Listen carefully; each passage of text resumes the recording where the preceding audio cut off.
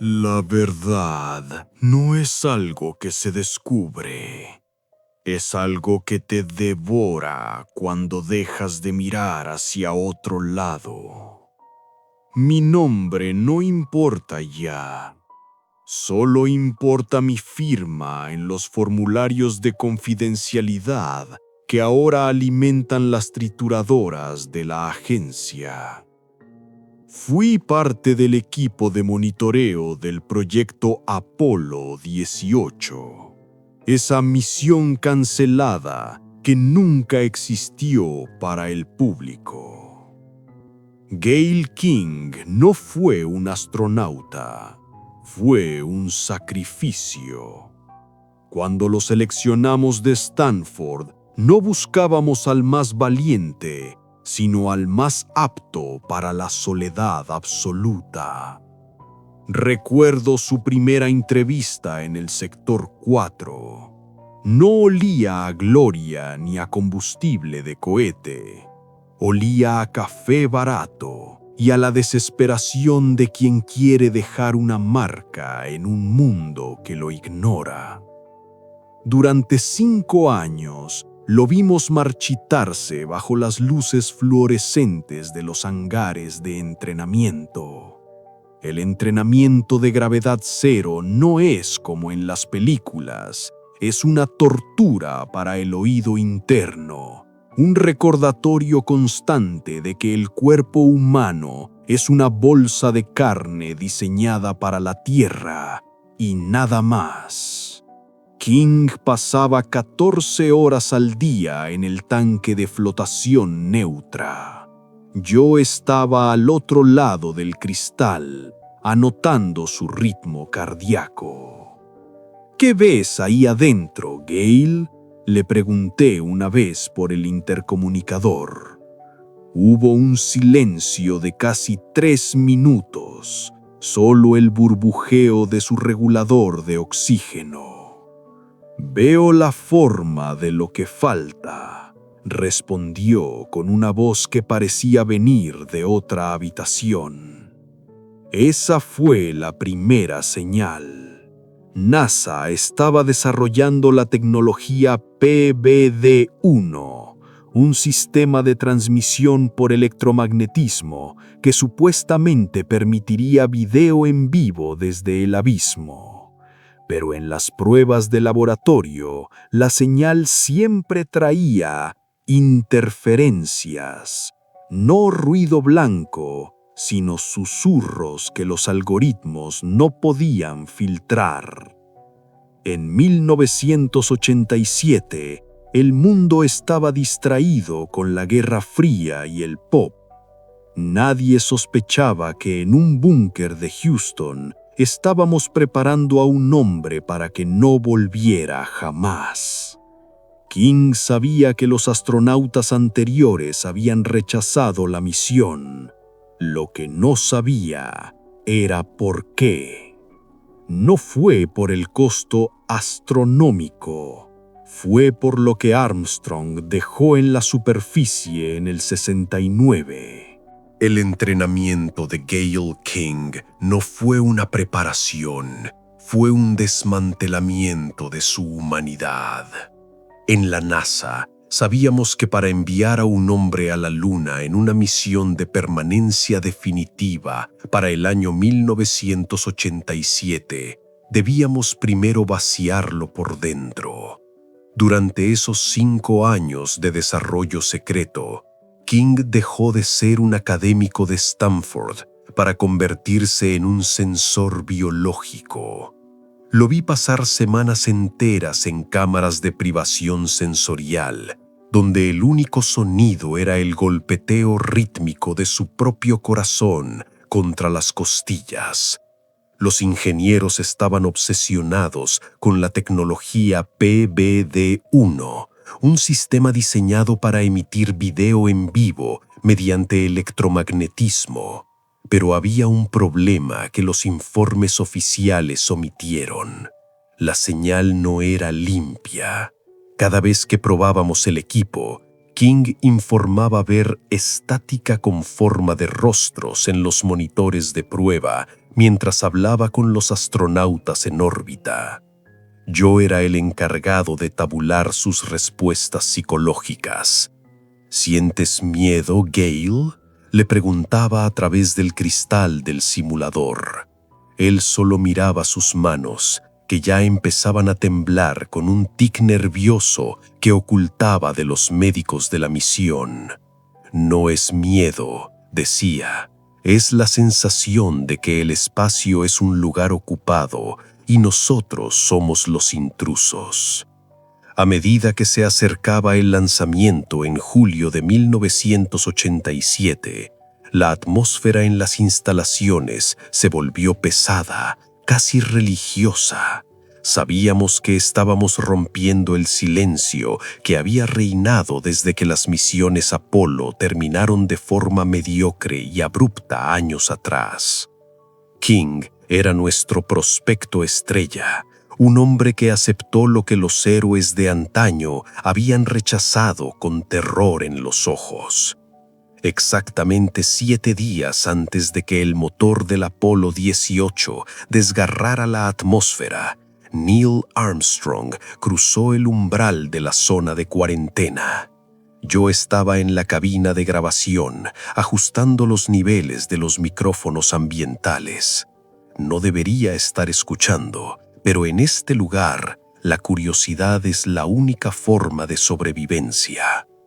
Armstrong no entró como un héroe, entró como un hombre que carga con el peso de un planeta muerto sobre los hombros. Se sentaron en una habitación austera, iluminada por un tubo fluorescente que parpadeaba con una frecuencia molesta. Hablaron durante horas, mucho después de que el sol se ocultara tras los hangares de Cabo Cañaveral. Al principio, Armstrong le daba consejos técnicos sobre el aterrizaje en el Mar de la Tranquilidad, pero a medida que la noche avanzaba, su voz bajó de tono, volviéndose un susurro áspero. Fue entonces cuando lo vi a través de la cámara de seguridad de alta resolución. El ojo derecho de Armstrong empezó a mutar. No fue un derrame común. Los vasos sanguíneos, esos hilos de vida, se tornaron de un negro absoluto, como si el vacío del espacio estuviera fluyendo por sus venas. King retrocedió, su silla chirriando contra el suelo de linóleo.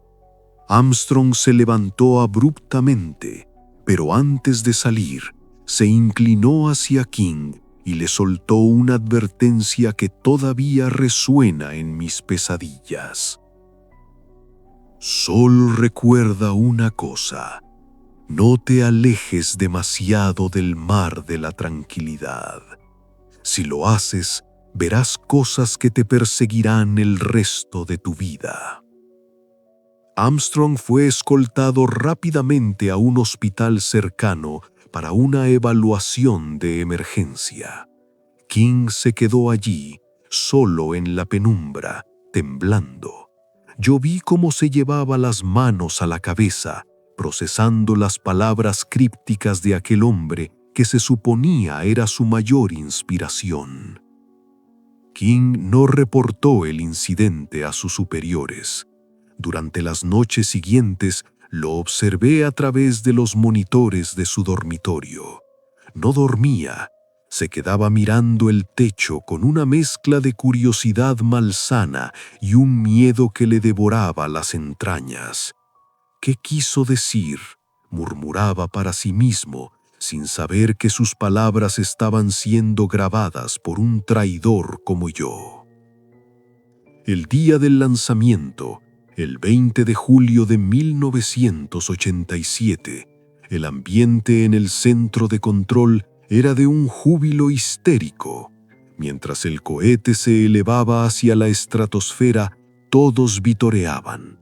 Yo solo podía mirar el asiento vacío donde Armstrong se había sentado una semana antes y preguntarme si King estaba viajando hacia la gloria o hacia un matadero celestial.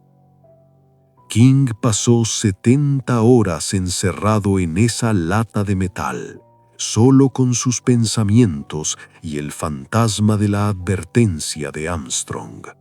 Cuando finalmente entró en la órbita lunar y descendió con éxito, el silencio en la sala de control era tan denso que podías oír el sudor caer de las frentes de los directores de vuelo.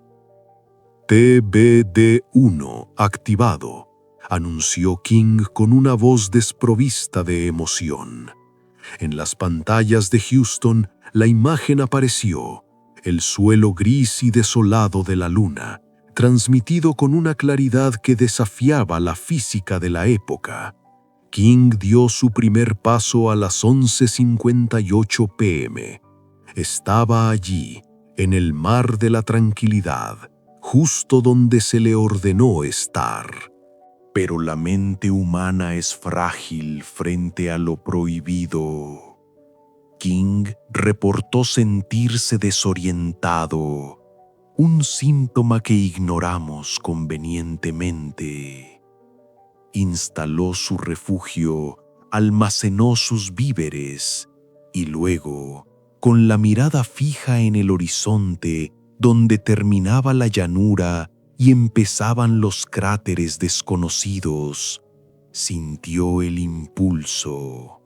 La curiosidad infantil, esa que te empuja a meter la mano en el fuego para ver si quema, lo invadió. Control, voy a usar el rover para ir al borde del mar de la tranquilidad, dijo. Nadie lo detuvo. Al contrario, le dimos el permiso. Lo vimos conducir durante 32 minutos hacia su propia destrucción. Cuando llegó al borde del cráter y empezó a escalar, la señal del PBD-1 empezó a vibrar con una estática que no era técnica, sino orgánica. Allí arriba, King divisó una abertura, una estructura similar a una cueva a pocos metros de distancia, y dentro, figuras blancas flotando en la oscuridad absoluta. Gale, sal de ahí ahora mismo, ordenó el control de misión, pero era demasiado tarde.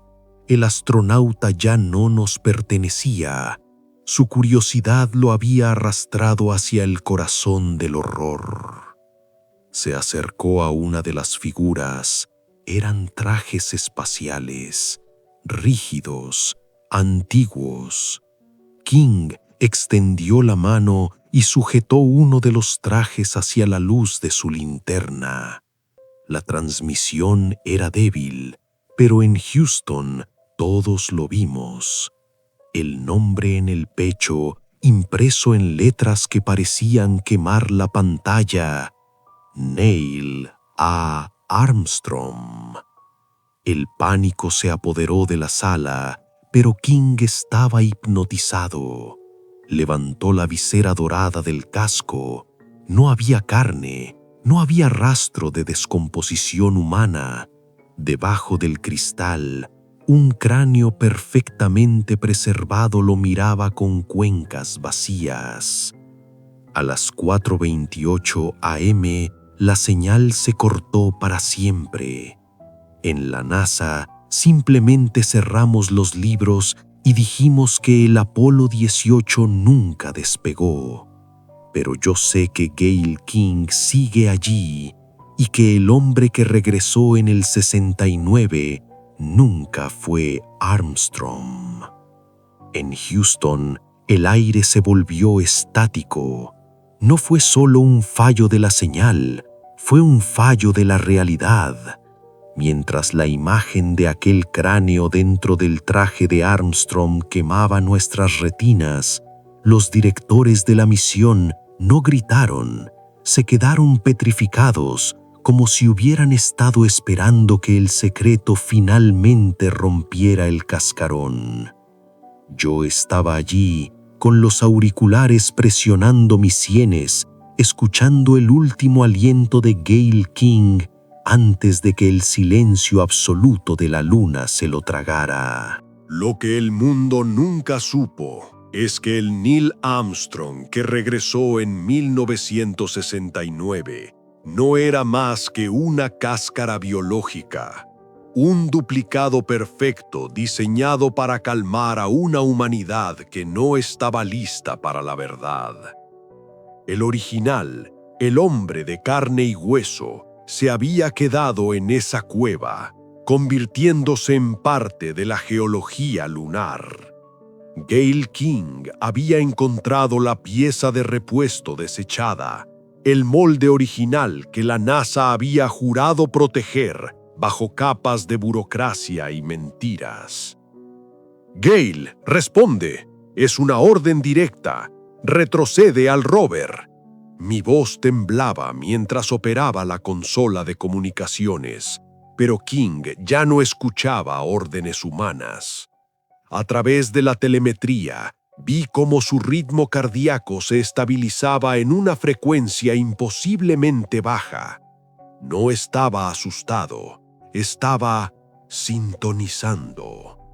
Los sensores de su traje informaron de una anomalía térmica severa.